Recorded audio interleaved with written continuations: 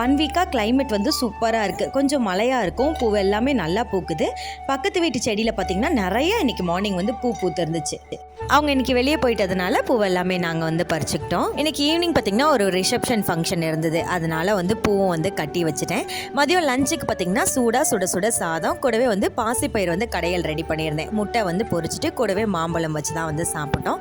இந்த சீசனுக்கு நல்லா சூடாக சாப்பிடும்போது அவ்வளோ டேஸ்ட்டாக இருக்கும் சாதம், அதனால் கொஞ்சம் சூடாகவே ரெடி பண்ணிடுறது. சாப்பிட்டு முடிச்சோடனே பார்த்திங்கன்னா சாரி வந்து ப்ரீப்ளேட் பண்ணி எடுத்து வச்சுட்டேன். நாளைக்கு மார்னிங் மேரேஜ், இன்றைக்கி ஈவினிங் வந்து ரிசப்ஷன். ஸோ நாளைக்கு மார்னிங் சீக்கிரமாக கிளம்பணுனால இன்றைக்கி ஈவினிங் கட்டுற சாரி, நாளைக்கு மார்னிங் கட்டுற சாரி ரெண்டுமே ப்ரீப்ளேட் பண்ணி எடுத்து வச்சுட்டேன். சாரி ஃப்ளீட்ஸ் எல்லாம் பார்த்திங்கன்னா நைட்டு வரைக்குமே கொஞ்சம் கூட கலையவே இல்லை, அவ்வளோ சூப்பராக இருந்தது. பசங்களை ரெடி பண்ணிவிட்டு நானும் வந்து ரெடி ஆகிட்டேன். பிரணவ் பிரகி 2 பேருக்குமே ஒரே மாதிரி ட்ரெஸ் வந்து போட்டு விட்டுருந்தேன். ஈவினிங் ஒரு 7 o'clock போல் ஃபங்க்ஷன் போயிட்டு அங்கேயே நைட்டு டின்னர் முடிச்சுட்டு வீட்டுக்கு வந்து வந்தாச்சு. இன்னொரு வீடியோவில் மீட் பண்ணலாமா? டாடா பாய்.